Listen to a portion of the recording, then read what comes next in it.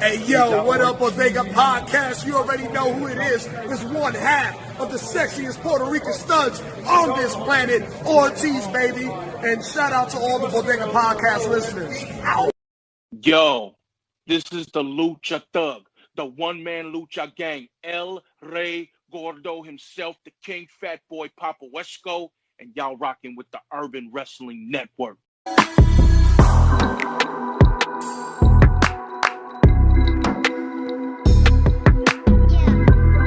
It's your boy, the young GOAT, one half of Injustice, Hot Fire Myron, and you're listening to Urban Wrestling Network. Thank you. This is Josef Samael from Contra Unit, and you're watching the Urban Wrestling Network. What's good? It's Tristan Ty, a.k.a. Ikuro Kwon. You're watching Urban Wrestling Network. Hail Contra! What's up? It's Judge in the building. And make sure you guys check out Urban Wrestling Network. The boys gonna be on there chopping it up. You already know, Street Fighter. You know what it is, man? Slice Boogie, South Philly. What up? Catch me on the Urban Wrestling Network real soon. Be on the lookout for that podcast, bro. Yes. MLW, all that. N.W.A, all that. I'm everywhere. Fuck out of here. Hey, you guys. This is Christi Jaynes, and you're listening to the Urban Wrestling Network.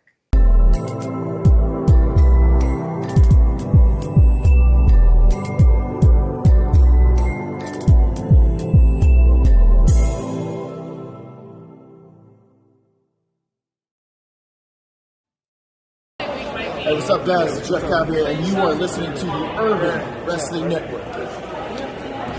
Hey guys, this is Carly Perez, a.k.a. Katrina, a.k.a. Maxi from WWE, and you're listening to Urban Wrestling Network. ¿Qué tal, amigos de Urban Wrestling Podcast? Aquí está el mosquetero del aire solamente para decirles que sigan a mis amigos de Wrestling Podcast, toda la mejor información. Un saludo y un abrazo del mosquetero. La mejor lucha está con el Stretch Style, así es que cuídense y vean estos buenos podcasts.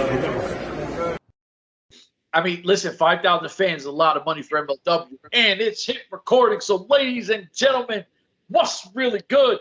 It is the Boricua Mamba Chef here.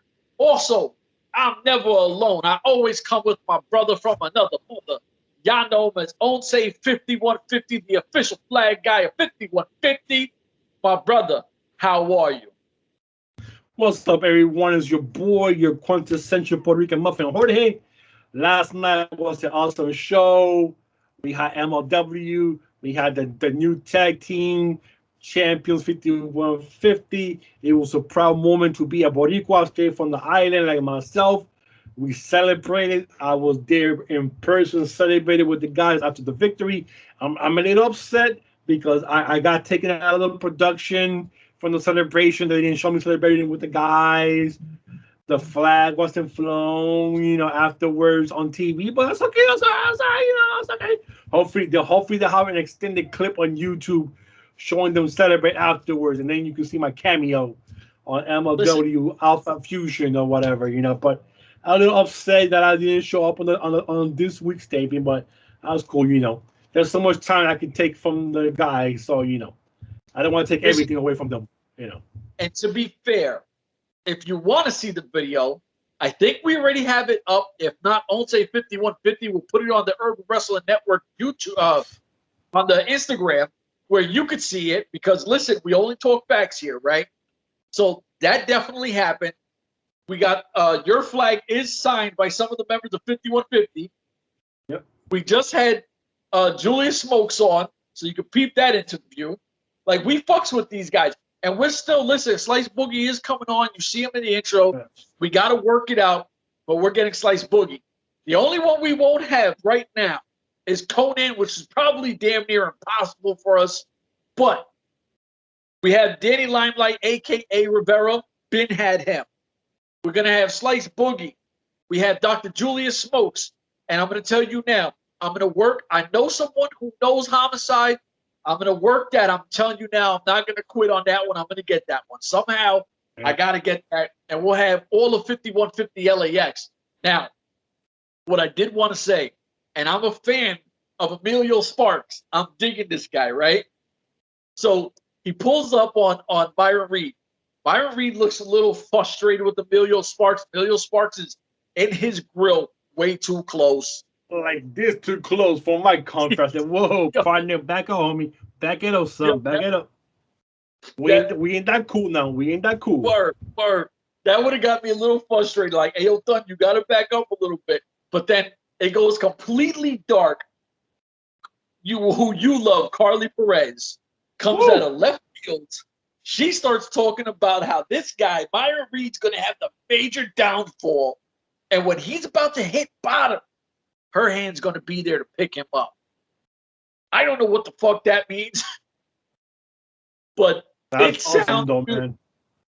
Wait. Awesome. I thought, now, I don't know what she's going to do for him.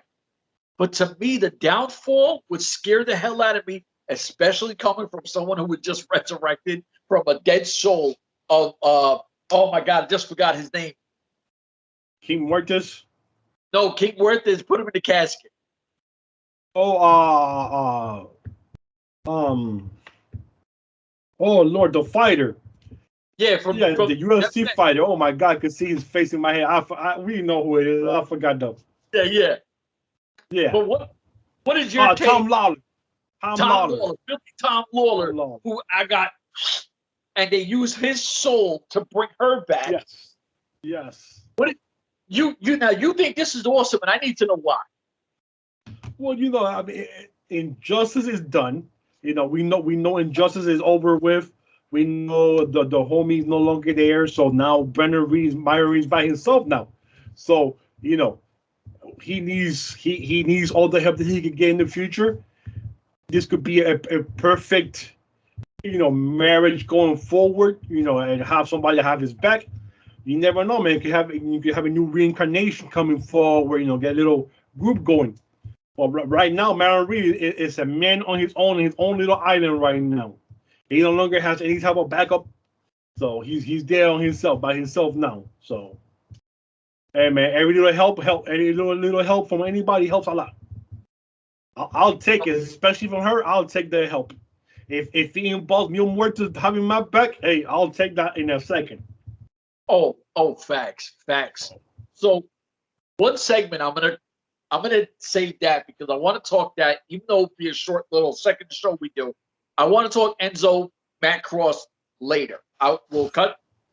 No, but hold on. Hear me out. I know you get frustrated, right? And I was going to do a solo on a walk. I had to do a long walk today, and I was like, no, I got to talk to the big homie about it. But, so, we see that, and then we go into, oh my God, I just forgot the match, the first match that started off. Was it Matt Cross and Enzo? No. Yeah, that was the first match. So we had Matt Cross and Enzo. Second match was what? Holy shit, man!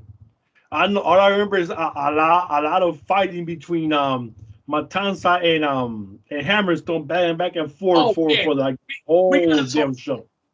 Let me tell you, I'm a little upset with Alicia too, right? Because Richard Holiday, who I'm not Canadian. I don't know if you got Canadian homies and if they celebrate Christmas or not. I don't know. You know what I mean? Like, yeah, I was asking about that too. I said, do they celebrate Christmas? Because how he said it, I was like, no, do they actually celebrate Christmas? I don't remember. So he says something like, "I know you don't celebrate Christmas being Canadian." Christmas. And she kind of came with like, really, like what? Yeah. So I was like, "Oh, I don't know." You know what I mean? Like, but he gives her one of the most amazing gifts that someone can ever have. A dynastic coffee mug, right? Now, yes. Verified Air bought her this beautiful coffee mug. What better thing on Christmas Day to sit there and start your day off right with a warm cup of Joe in a dynastic mug? And she was offended. Yeah, she was just selfish, man. She's selfish. She's a female. What you expect? Females are selfish. A lot of the females, they want, diamonds. They want earrings. They want pendants. They want, Gucci purses and stuff that I can't even pronounce.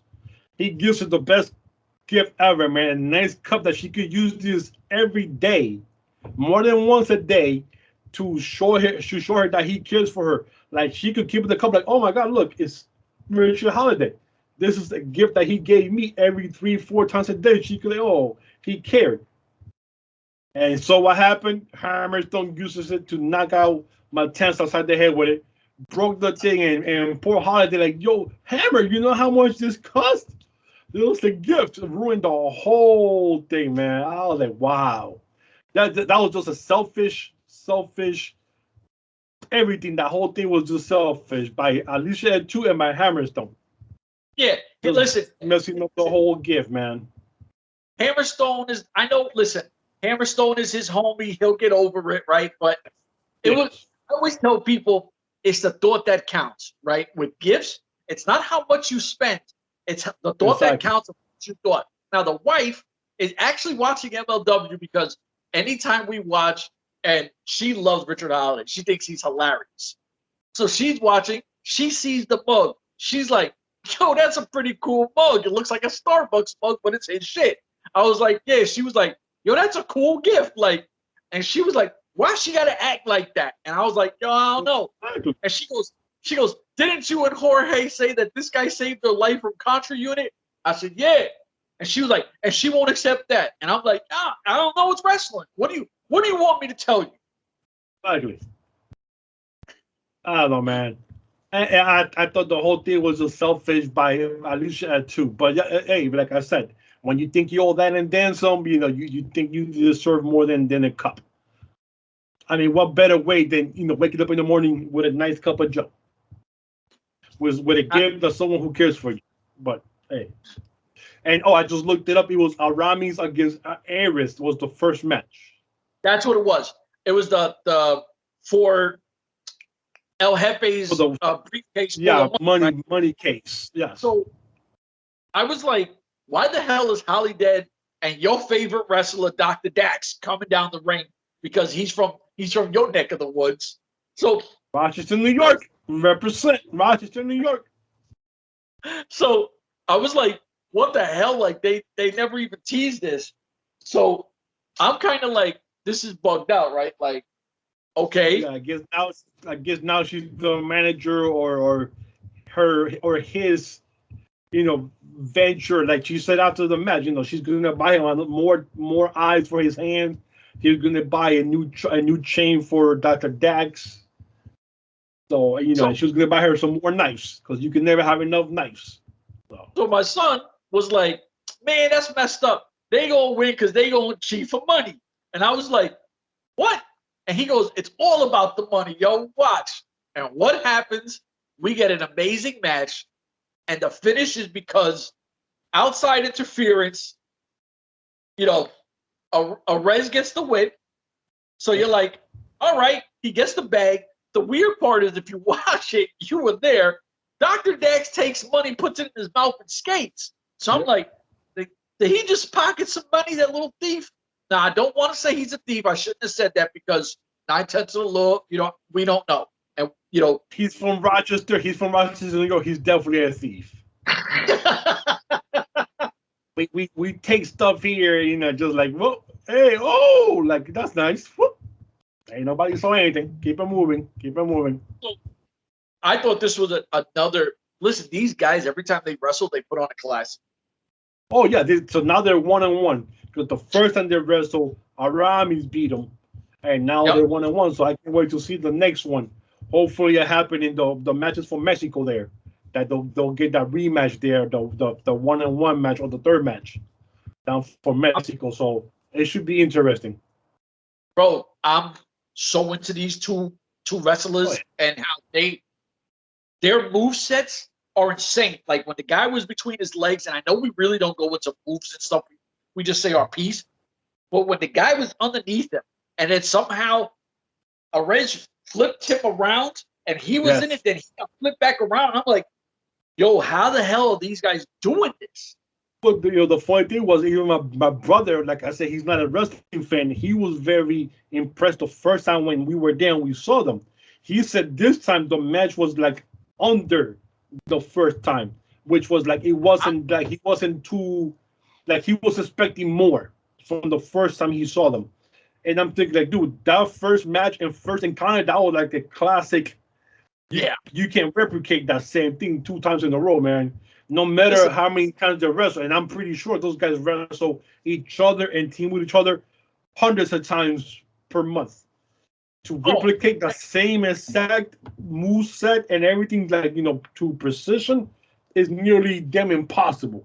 1,000,000 to 1 or more than that odds. So it's kind of like when, and I'll use like a hip hop reference because it's what I know, but like it's kind of like when people, they hear Shook Ones from Mobb Deep, right? And they're like, oh, I want to hear another one. They can't. That's why Shook Ones is as special as it is, because it's their greatest. Well, I think what your brother's right is we probably see the best match these guys can put on. They're never going to be able to replicate it, even though this match was amazing. That first one was special. That first one was the first time that we saw them ever wrestle, and it was like, holy crap. And then you kind of hold that next match, and then it doesn't kind of pay up to that one. You kind of go, oh, okay. And it was good, but it wasn't like, holy shit, the first match. And so, a lot of times you have to come in with this mindset. Don't expect another home run, another grand slam of the same thing again, because, this might be a double or a triple, it might not be the same, but they both did their shit, So now you see Aramis with Holiday and Dr. Dax now. So that's kind of interesting moving forward, what's going to happen there with them. And then poor Willow Nightingale just keeps getting her ass kicked by Holiday every week. Like, I mean, she even had an interview with Alicia too. It actually even touched my heart. I was like, oh, damn, that's kind of, because she was always, she's always bubbly, but this time she's like, just like, she's always beating me up. I don't know why. I was like, oh, that's kind of sad. You know what's crazy? I felt kind of bad about it. That felt organic. That felt like somebody who's been and you're testing them too far. Like there's a breaking point. And I was like, kudos to Willow Nightingale, because like you said, she made me feel bad for her. And I was like, I was like, oh man, she's getting picked up. She's always getting picked up by Holiday, and she doesn't know why. I want to bring the uplift the females. I'm like, oh, that was kind of cute. I feel bad for her now. I'm all about the heels. I love the heels. It's just how I want to see Willow Nightingale tear to pieces. And then I want to see how Willow Nightingale takes what direction after that. Because if Willow Nightingale goes on this aggressive kind of, because now you got to play in Holiday's game. You're not going to go in there all bubbly and go against Holiday and come out winning. And then what do we get? Because if she goes back to being bubbly again, I really don't care. I'm like, all right. What, there was no transition besides a one-time thing. But if we get a different angle from her, you're seeing her range. And I love that with wrestlers, because some people struggle with. I would love to see a hardcore match. Just come dressed as you are. You're coming out with some jeans, a t-shirt, bandana on top of her, with just bringing garbage cans and just start beating the shit out of everybody. That'd be kind of a good match. But then you see her transition, like she pushed me to the point where I had to be violent, and I don't want to be violent. I'm this bubbly personality. So yeah, that's kind of the transition that I'm hoping happens. But it was I love the whole demo there that she did there. And then we had the 2 idiots, which I felt sorry for Mike Cross. And wait, no. We're going to talk about this. I'm telling you, hold on, wait. So I'm going to skip that over, and we're going to go into Alicia Toot getting the inside scoop on my Contra unit, who they did make a reference to. We don't know what happened to Josef Samael, right? And it's crazy because Bill Vink came on here months ago when we did the whole who's El Jefe, and we started talking about El Jefe. And then when we found out, he came on here and he said the only threat to El Jefe is Contra Unit, and he's got to take them out. And I was like, that makes no sense to me. How's he going to take out Contra Unit? Now we see Contra Unit is gone, and they make a statement towards the only threat El Jefe had was Contra Unit. So I'm like, holy crap, this kid kind of nailed it off the head. One of my favorites, Ikuro Kwon, is in Japan with Tajiri, they say, doing his thing over there. So do what you do. I hope, and I don't think, listen, we know it's kayfabe and things like that. But if we see Ikuro Kwon in Japan and that All Japan or N.W.A, that's dope as shit. I hope we get that because that shows the crossover. Now we're getting a lot of guys over here. I don't know who's going over there. And I know because of COVID, there's different restrictions over there. It's hard to get guys over there than over here. So I'm like, dope. Badge Crew. Before you go on, shame on New Japan Pro Wrestling for being a bunch of little CC asses and taking away Will Ospreay from N.W.A because they got your little panties wet. Because the little partnership between them and N.W. ended in November. So Kurt Bauer said, well, shit, I got to keep moving with the show. I'm going to do with All Japan and N.W.A. And he did. And you see what's going on now. And then you see now New Japan, we're upset about that because we don't like All Japan. So we're going to take Will Ospreay from you guys from the, he was supposed to be coming in this month. So that's off the play. So, damn, shame on you guys for that, New Japan Wrestling. And it's weird because I was talking to somebody who, I'm not going to say what, but somebody who I know industry-wise was telling me that New Japan also had an issue with AEW, and that's why they pulled certain wrestlers off shows that you were supposed to see certain guys, and we haven't seen them because they wanted something else. And I was like, oh, I didn't know that. And I told you in the chat that, oh, I heard AEW because this guy is super industry, does his thing. He's super connected. He's in this industry, not like us. We talk this. So I was like, damn. And he was like, bro, the only partnership they have left, depending on what they want from Impact, would be WWE.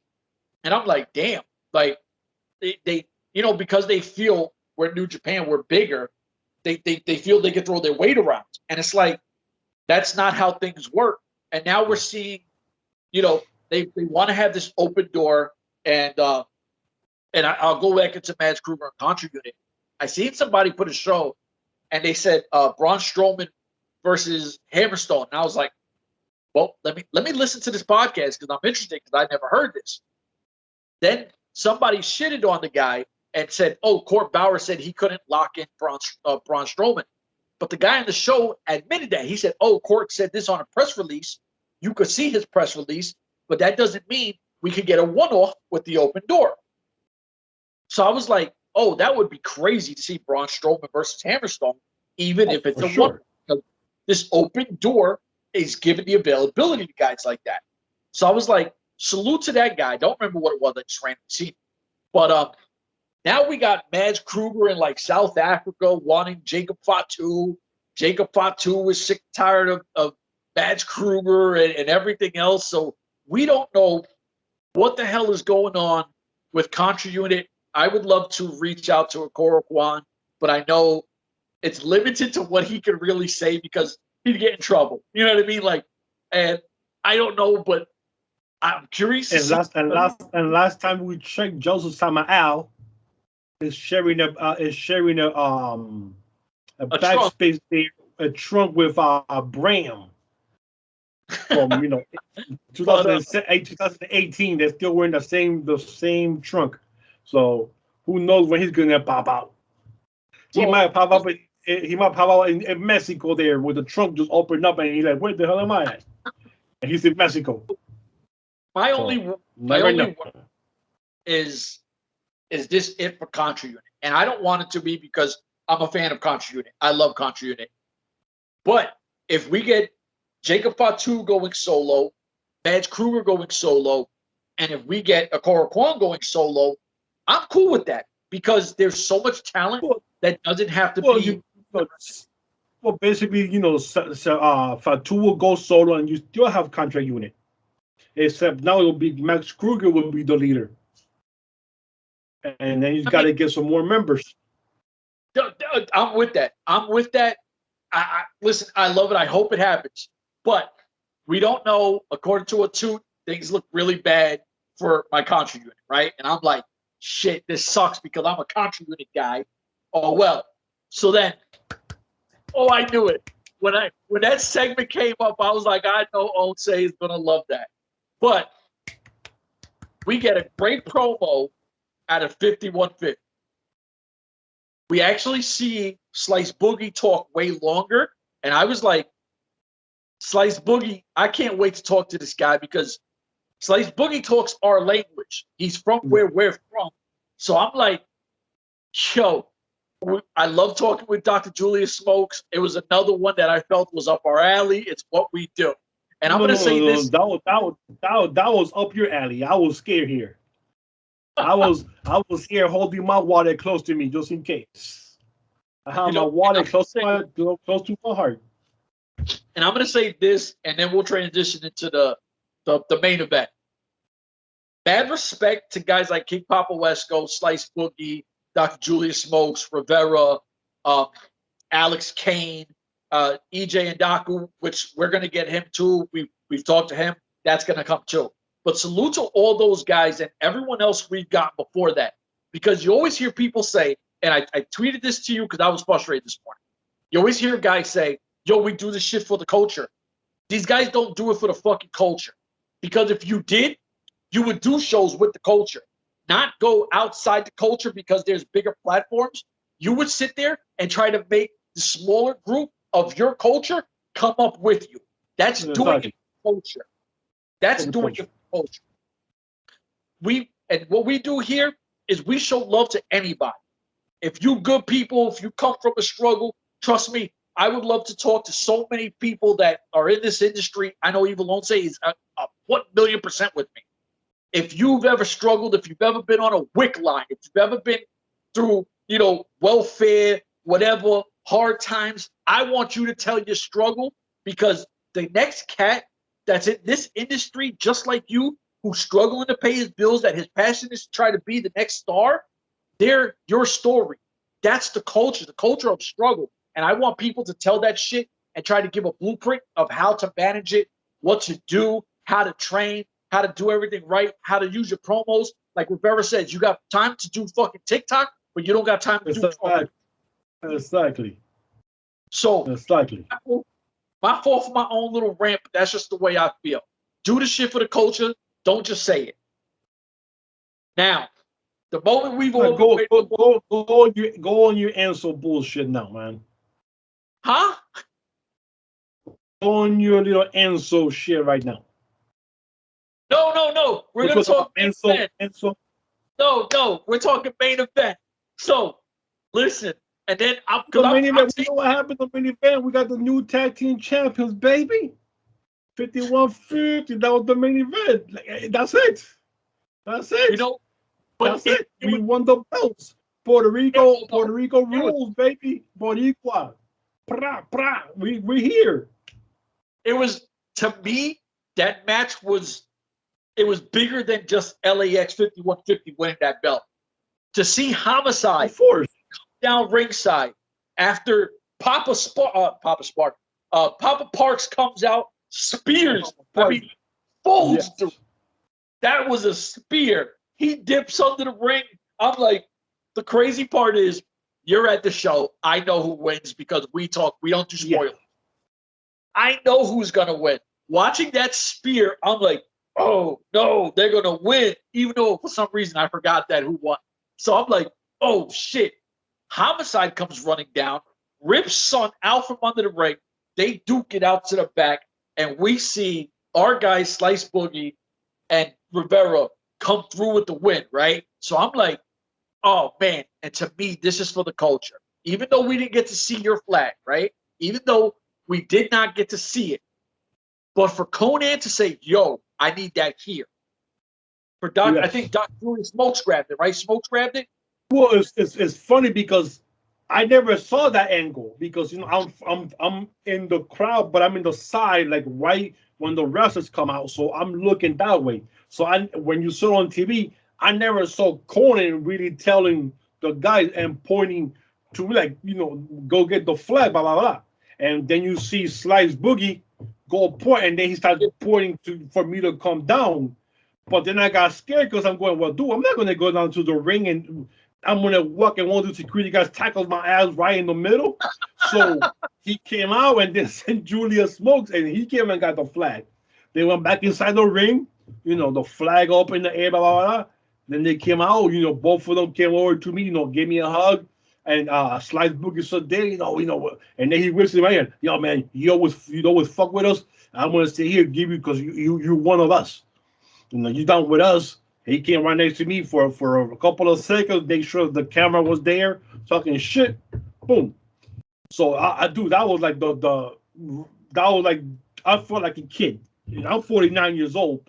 I felt like a big ass kid, man. I'm like, holy shit. Being there and seeing an actual Puerto Rican tag team or any Puerto Rican period win a belt in front of my eyes, it was like a special moment. To my nephews, to my brother, they were like, wow, we actually got to see some guys like us actually go in here, kick some ass, and actually get the respect that they deserve. And they're not just, like we used to see where, we're just jobbers, back in the 80s, the Cuban assassin or this guy get a kick or two and then they're getting killed after that. That's how we always got, that's how we always seen the Latino wrestlers being in the ring. Like you fast forward to 2020, 2021, do us a whole different world now, how things are now. So to be there in public and see those guys do that there in person, though, that was an amazing feeling, bro. See, and it's wild because, and I want to talk about this to our Latinos, right? And this is for white, black, Latinos, Asians, whoever, because we fuck with everybody. It's not like we hold certain to us. We fuck with everybody.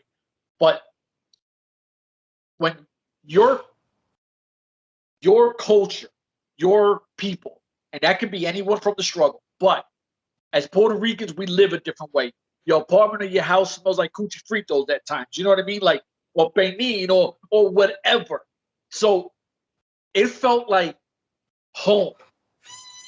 We won. You know what I mean? Like, and that feeling you got with your family when you watched 5150 win the tag belt is exactly how I felt when me, my two sons, and my wife, we seen LAX win the tag belts in Impact. And I was like, it feels so good because in the wrestling, I would say I'm a WWF guy. And in my teen years, I do some WCW, even though WWF was my thing. N.W.A was huge. But guys like Eddie Guerrero or K-Dog, they were like my introduction to real Hispanics from where I'm from. Not like a gimmick where it's a little silly or whatever. And I was like, damn, I never really seen K-Dog dominate, even though he was, N.W.A. But even though they were Mexicans, they represented that Latin thing. They even came out with that Latin World Order. The street vibe, especially from K-Dog, felt so close to home. And we never got to see him dominate. We never got to see him really win gold or nothing like that, even though he talked that shit, he walked that shit, and he was the man. We never seen that happen, right? Because, Latinos just didn't get that love back then. So when you get guys like LAX, and remember the first time we see them, especially me, they come running out of nowhere and killing the Kane. 2017. They killed the Kane. You're like, whoa, like where the hell did these guys come from? And we see on TV the original LAX with Homicide Hernandez. It's different when you're there. Like when your people are there and you watch, you're like, damn, this was special. When Conan said, yo, we need that flag, I was like, oh shit, he's making sure that the fans here know, this is motherfucking Latinos and how we do shit. And I was like, motherfucker, fuck that shit, Conan. Like, I got excited. I was like, that's my shit right there. I got excited, bro. I was excited, like, I was passing out there in the crowd. Somebody catch me! Somebody catch me! My flag is back up there. Somebody get my flag before they get robbed again.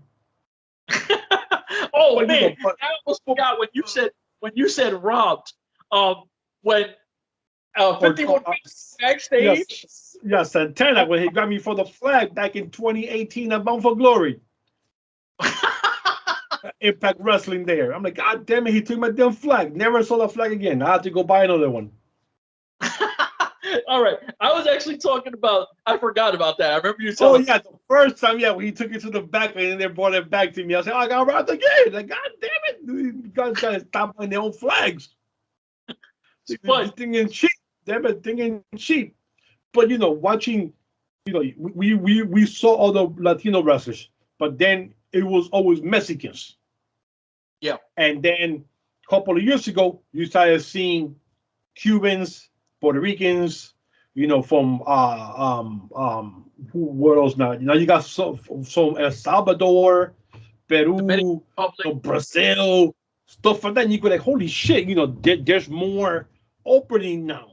But you get to see a Puerto Rican guy wrestle in front of you, and it's more than just one person there. There's more than just one Latino or more than one black person in the company. You get excited because now you're seeing your kind, your same color skin in the ring. It's not the same, well, it's 100% Caucasian, and you go like, oh man, I love wrestling, but shit. Don't we wrestle too? Like, don't we got wrestling, color too? But then when you go up like myself in Puerto Rico, you get to see it because back in those days, we were talking about the late 70s, they had two companies in Puerto Rico. But that was the island wrestling, but then you get to see them out in the big company. You go like, holy shit, they actually made it.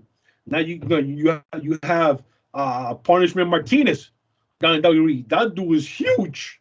Puerto Rican dude, U.S. title, and pretty soon, who knows if he'll win the World Heavyweight title in the future. But that dude is huge.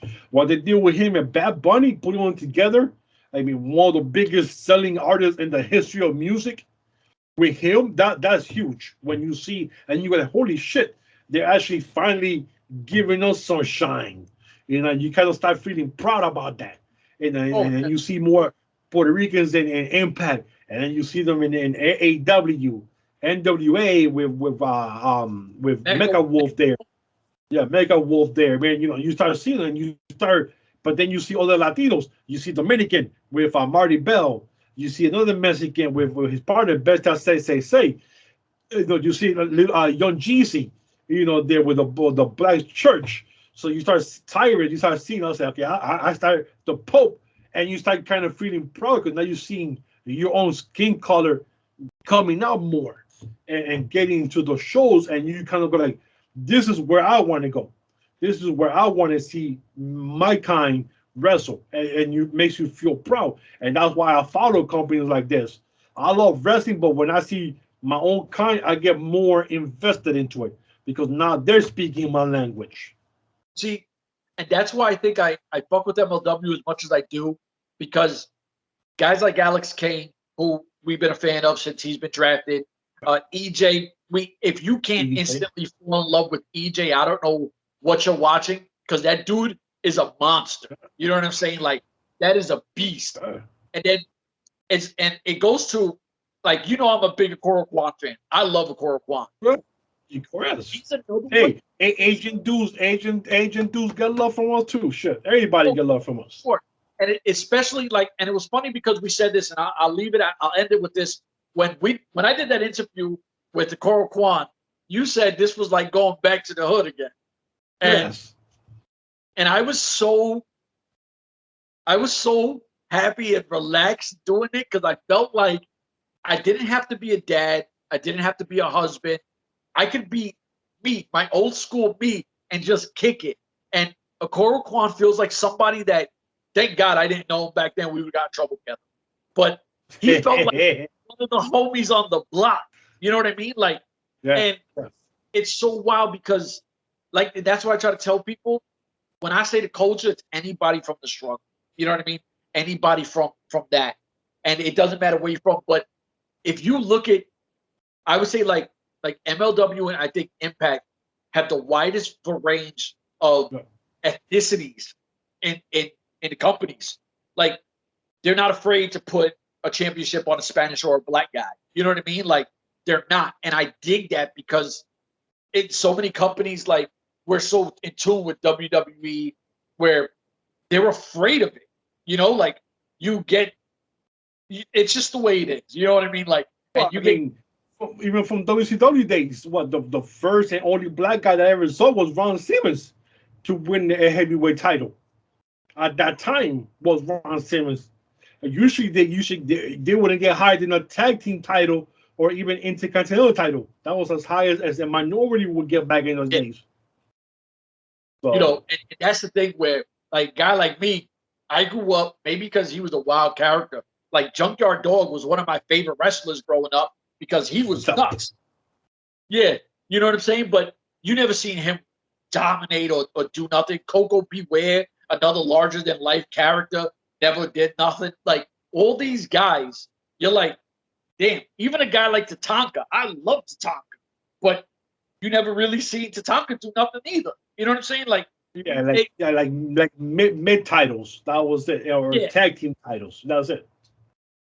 So listen, ladies and gentlemen, because what happened to the Enzo thing you were going to talk about? I'm going to force you to do a second show on it, even though it'll be quick.